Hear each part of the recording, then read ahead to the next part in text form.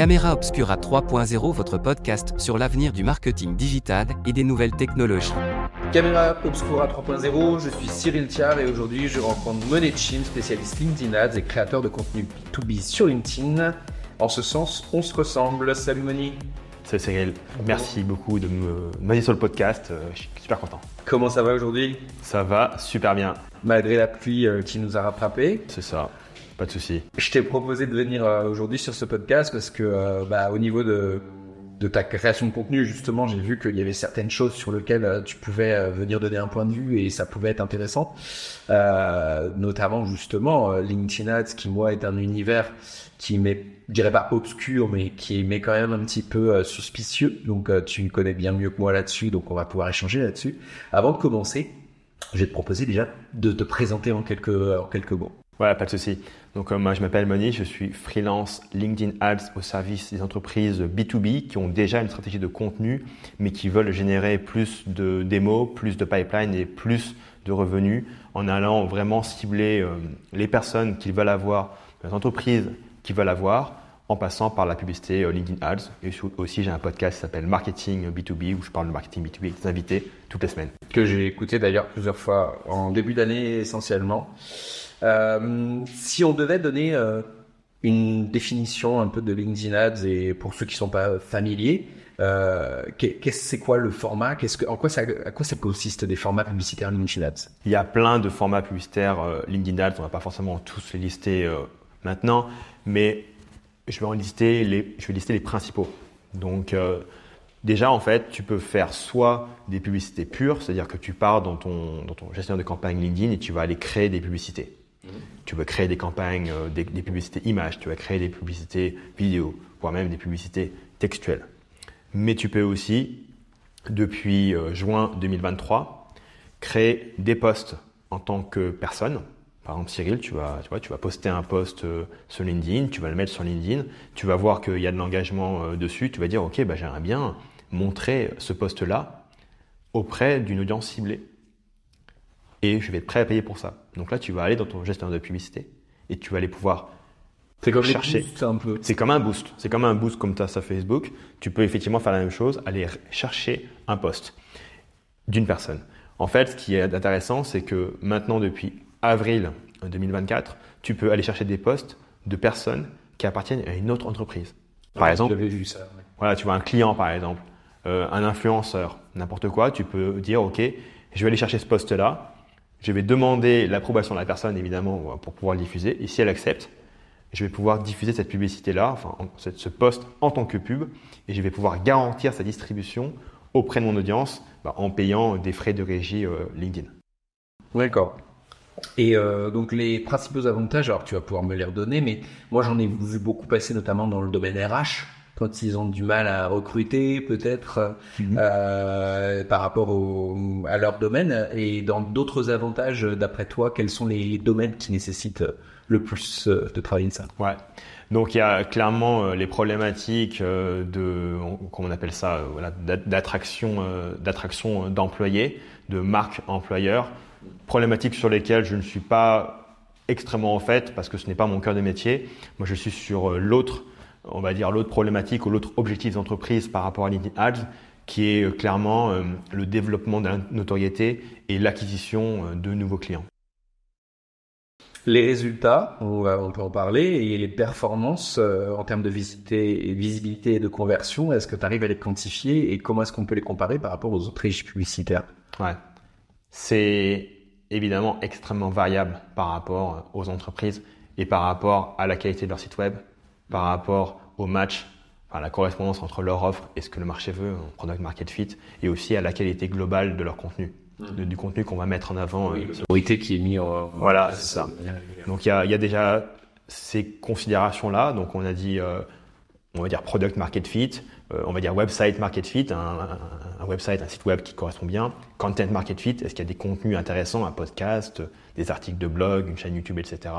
Donc ça, ce sont les considérations un petit peu plus internes et liées au client cible. Et la quatrième considération, c'est le niveau de compétition, le niveau de concurrence. Donc dans certaines niches, on va avoir plus de compétition pour avoir l'attention d'une certaine cible.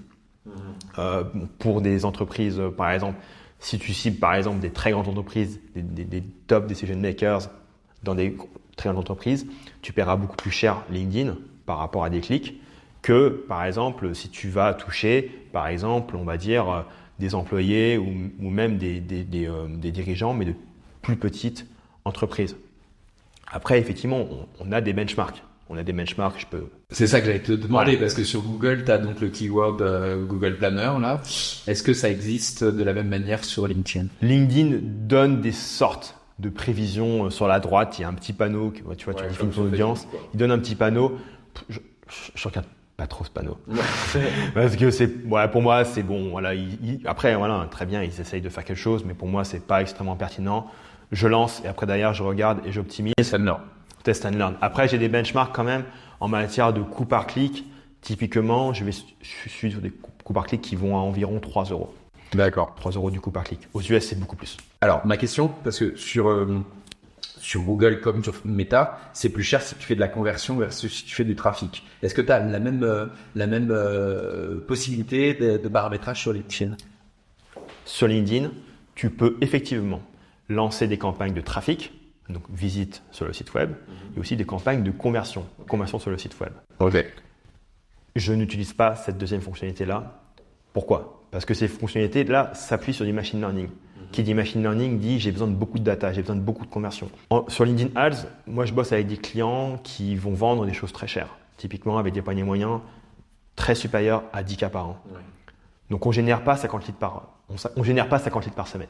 Tu vois, on génère pas 50, 40, 100 leads par semaine. En conséquence, comment est-ce que je vais nourrir correctement un algorithme de machine learning avec avec des signaux aussi faibles parce qu'on n'a pas assez de conversion? Oui, bien sûr. C'est pour ça que moi, du coup, je fais typiquement un objectif trafic sur le site web et je fais cliquer les gens et je fais arriver les gens sur le site web. Mais alors justement, là, moi, ça m'amène une autre considération. Tu disais tout à l'heure qu'effectivement, c'est plein d'éléments tels que le marché, la créa, le site web, qui sont les mêmes que pour les autres régies publicitaires, pour être honnête. Donc, t'as personne qui va travailler avec toi en créa. C'est-à-dire que si tu penses que la créa de ton client, elle est pas bonne ou elle est pas suffisamment travaillée, tu lui dis, retravaillez votre copie, revenez avec moi. Alors, typiquement, comment ça se passe? Je lui fais le brief créa. C'est-à-dire, je lui fais une demande, je dis, je souhaite avoir quelque chose comme ça, de cette façon-là, une photo, etc. C'est moi qui fais typiquement les textes publicitaires ou même les scripts pour les vidéos, mais c'est eux qui vont faire les créas. Mais après, effectivement, si c'est trop mauvais, je vais être obligé de leur dire, ok, là, il faut prenez une agence, prenez un graphiste pour faire des meilleurs créas. Parce qu'effectivement, tu parles de l'aspect de l'aspect créa, qui est effectivement hyper important. Quand je parle de content market fit, je parle pas que du content organique. Je parle aussi du content payant, c'est-à-dire la publicité qu'on met. Qu'est-ce qu'on leur montre aux gens? Est-ce que le texte qu'on leur met, ça va vraiment répondre à des pain points et ça va vraiment présenter une proposition de valeur différenciée? Est-ce que l'image qu'on va mettre, ça va vraiment attirer l'attention de la personne? Parce qu'aujourd'hui, sur LinkedIn, en France, on est beaucoup sur du B2B, boring to boring. C'est-à-dire, tu vois, les vieilles photos avec les gens qui se serrent la main, qui sont en salle de réunion, qui sont comme ça. Justement, ça marche pas extrêmement bien. Pourquoi? Parce qu'on s'est cramé, on voit que c'est une publicité. Ça fait 30 ans que les photos corporate comme ça. C'est ça. Les gens, ils en peuvent plus, tu vois. Et donc, si je peux arriver un peu sur le chemin de la créa, ce que j'aime beaucoup faire avec mes clients, c'est aller disrupter un petit peu tout ça. Et t'arrives à avoir des propositions, ils te font confiance là-dedans? Parce qu'il y en a beaucoup qui peuvent mettre un non, on peut pas y avoir sur. Ça m'est arrivé une fois. C'est vraiment une sorte une horror story, tu vois. C'est la dernière fois que j'ai pas eu un client comme ça. J'ai proposé des créas un peu entre guillemets fun. Les créas ont hyper bien marché. Mais eux, ils ont dit c'est pas. Mais eux, ils ont dit, il y a eu un commentaire d'un gars qui était là, ouais, j'aime pas et tout. Et le client, ça l'a rendu foudrage. Il a dit, ok, ils vont dire, arrête cette pub là. Et après, ils ont dit, ok, on arrête la collaboration. Bon, ça m'est arrivé une fois. C'était un client extrêmement tatillon qui voulait pas prendre de risque, qui était très très très corpo. C'est pour ça qu'aujourd'hui, quand je prends un client, je prends la température avant, je dis, ok, est-ce que vous voulez faire des choses un peu corpo et qui marcheront pas bien, mais qui seront entre guillemets safe et voilà. Ou est-ce que vous voulez innover, est-ce que vous voulez tester des choses, etc. Et en fonction de leur réponse, je leur apporte évidemment ce qu'ils veulent. Ouais, c'est ça. C'est compliqué, hein. Après, ça peut se comprendre, mais l'équilibre entre oser des choses, mais garder une certaine autorité de marque et être quand même assez propre ce que les marques ne réussissent pas sur TikTok, on va être honnête, aujourd'hui ils repostent le même contenu, donc forcément ça marche pas. Sur LinkedIn, il faudrait tenter des choses, mais c'est très difficile d'avoir du recul sur est-ce que ça ne va pas me décrédibiliser, quoi. C'est vraiment ça la question. Tout dépend de l'entreprise. Tout dépend de l'entreprise, clairement, tout dépend de leur ADN. Moi, je vais citer un exemple d'un client pour lequel on a lancé des créas vraiment moches, mais vraiment des trucs moches, c'est-à-dire email, screenshot d'email. Ok. Ouais, moi, screenshot d'email, moi je trouve que ça marche bien en général. Ouais, mais les imprimés. C'est dégueu, tu vois, Oui, c'est moche, ouais. c'est pas brandé, tu vois. Non, c'est pas brandé, mais je pense qu'il y a un côté un petit peu, tu vois, les gens, ils ont l'impression d'être Organique. Ouais, mais surtout d'être la personne qui peut fouiner, tu vois, dans les process de l'entreprise. C'est vrai. Donc, qu'est-ce que ça a donné?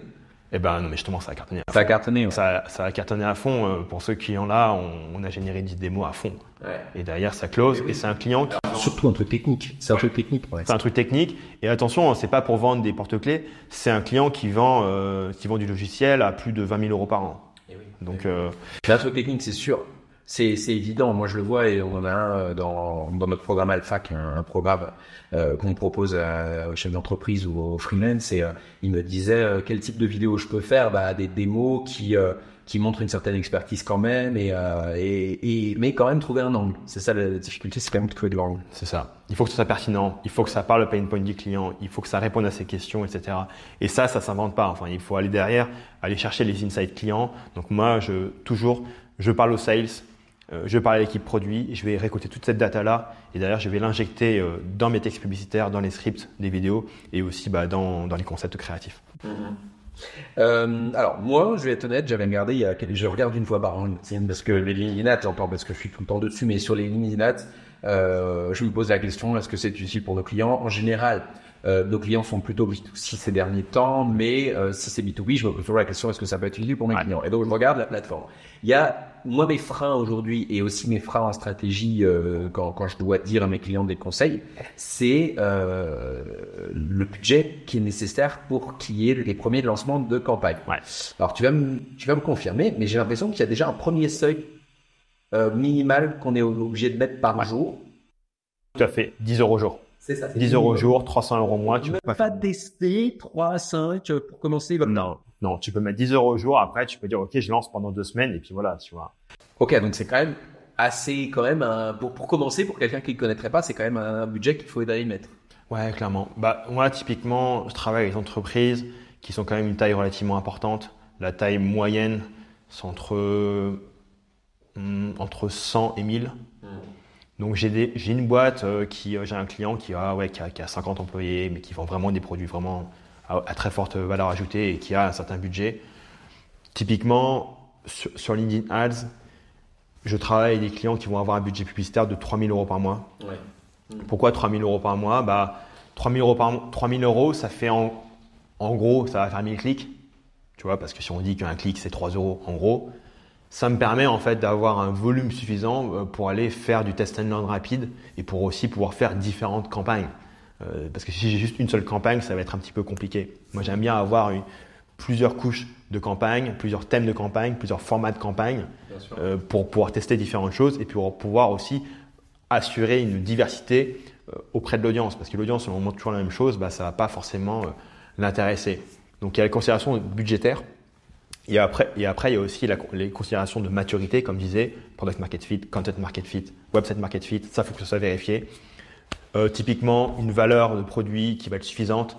Donc, si le produit ou le service vaut de moins de 10 000 euros par an, je dirais ça peut fonctionner sur LinkedIn, mais ça va être plus compliqué de fonctionner sur LinkedIn. Donc, sur LinkedIn Ads, j'aurais tendance à ne pas recommander. Et enfin, je peux donner quelques benchmarks par rapport au coût par demande de démo moyen que j'observe sur LinkedIn par rapport à mon portefeuille client. Je suis entre 150 et 650 euros. Tu me diras, c'est pas une fourchette, c'est un râteau. Oui, parce que c'est des clients de différentes industries et aussi c'est des clients avec différentes exécutions marketing que moi je ne contrôle pas. Ouais, mais alors là tu parles de démo, donc ça veut bien dire qu'elles font des logiciels la plupart du temps. Non, pardon, démo ou appel découverte. Oui, après, alors ce que tu veux dire, c'est que systématiquement sur la landing page, tu vas intégrer cette dimension d'appel découverte ou de mise en place d'un formulaire en fait, tout simplement.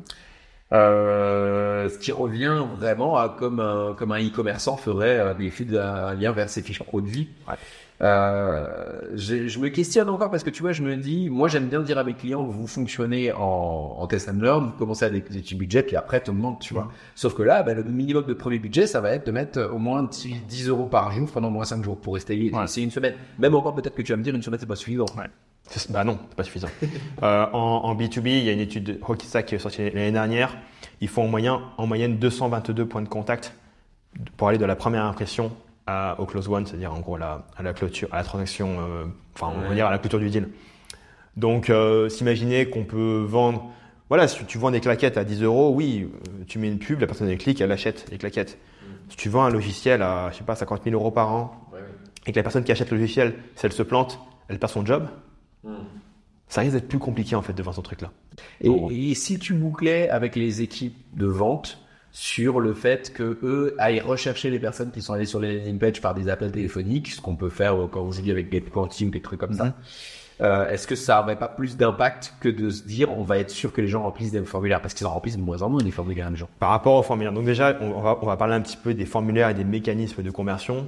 Donc tu vois, par rapport à LinkedIn, tu peux les faire convertir rapidement et facilement avec ce qu'on appelle les formulaires de génération de leads. Donc tu crées l'objectif. Voilà, tu crées une campagne génération de leads, la personne elle clique sur la publicité, tu as un petit formulaire qui s'ouvre, pré-rempli avec ses données LinkedIn, qui va l'inviter en fait à laisser ses coordonnées. Et là derrière, ça va partir dans le CRM.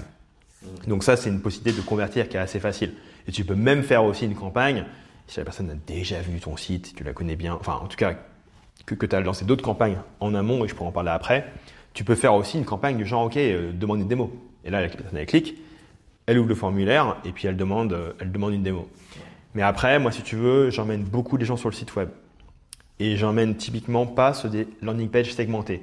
Quand je parle de landing page segmentée, je parle d'une landing page dans laquelle on ne peut pas sortir sans avoir converti. Tu vois, c'est le genre de truc qu'on voit en e-commerce par exemple. Ouais, quand tu vends quelque chose à 150 balles, pas de souci. Mais pareil, quand tu vends quelque chose qui est cher et à fort enjeu, tu veux au contraire rassurer les gens. Donc, tu veux les emmener sur le site web via une page.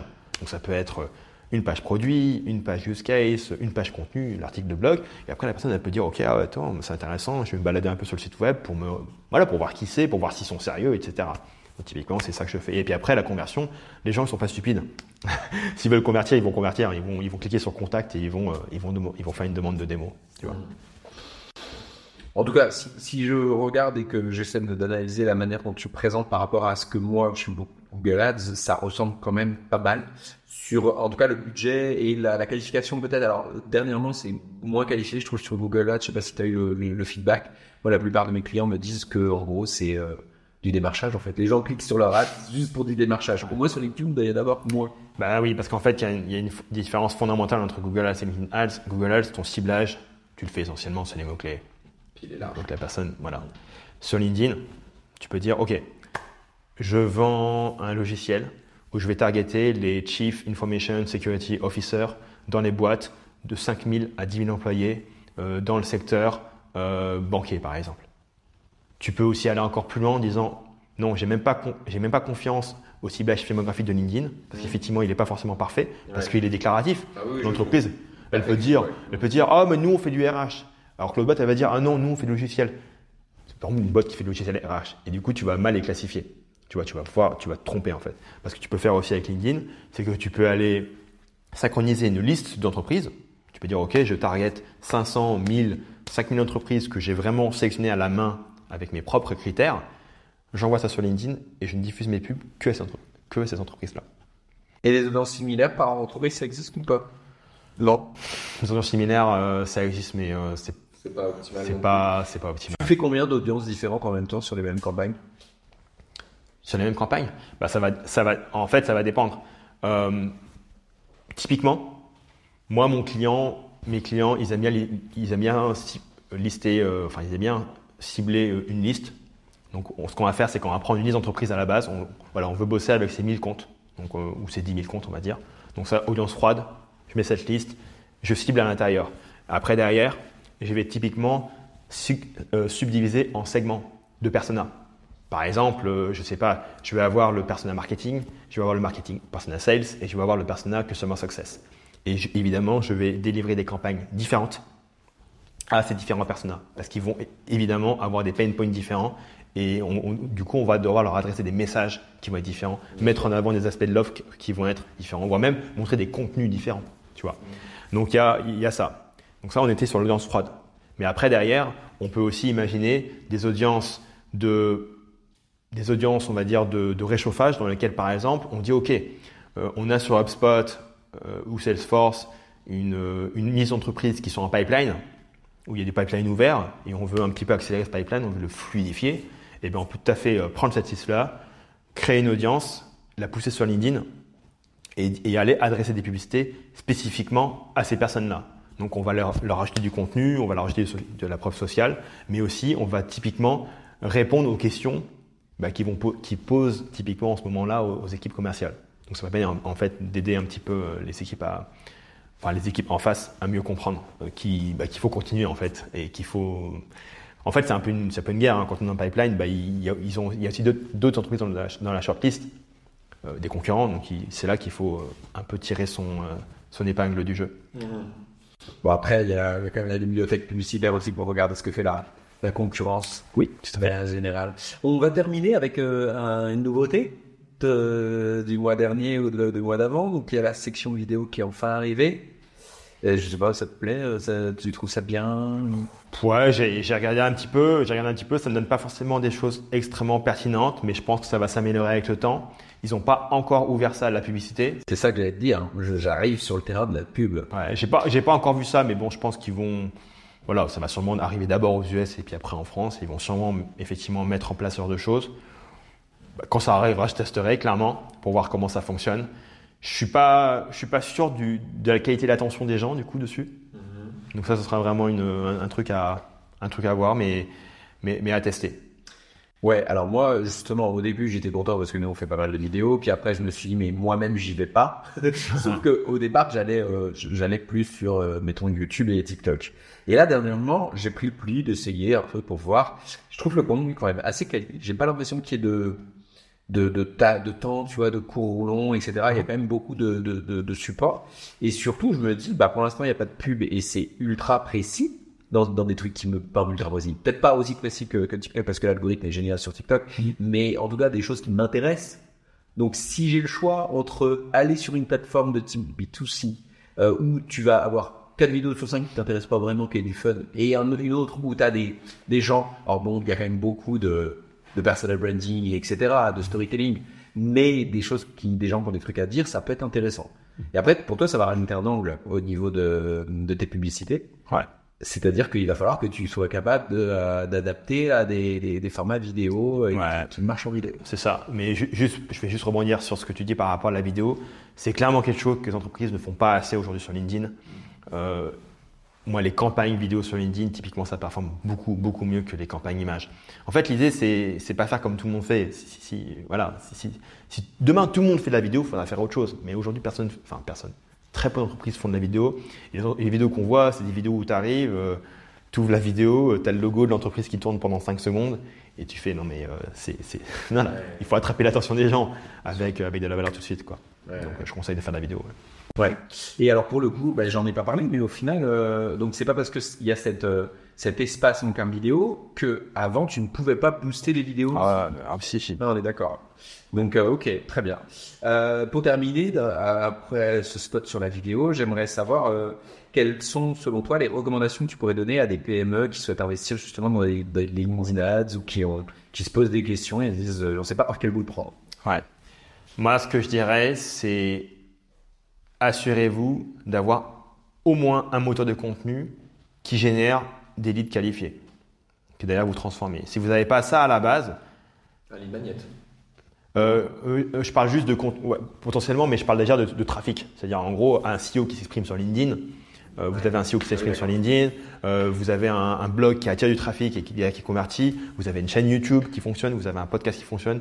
Pas faire tout en même temps évidemment. L'idée c'est de faire une chose à la fois extrêmement bien avec à la fois du volume et de la qualité. Et une fois que vous avez un programme de ce type qui fonctionne, vous allez dire ok, maintenant c'est parti, on va aller mettre un peu d'essence sur ce feu.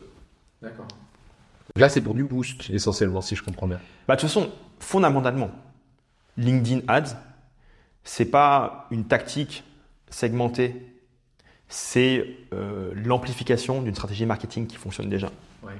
C'est-à-dire que on va aller prendre des pages produits que vous avez déjà, qui fonctionnent déjà. On va aller prendre des contenus que vous avez, des articles de blog, des lead magnets, des vidéos YouTube, des interventions podcast, des posts de votre CEO et on va aller repackager ça pour aller garantir leur distribution sous le bon format sur LinkedIn auprès de vos parfaites audiences.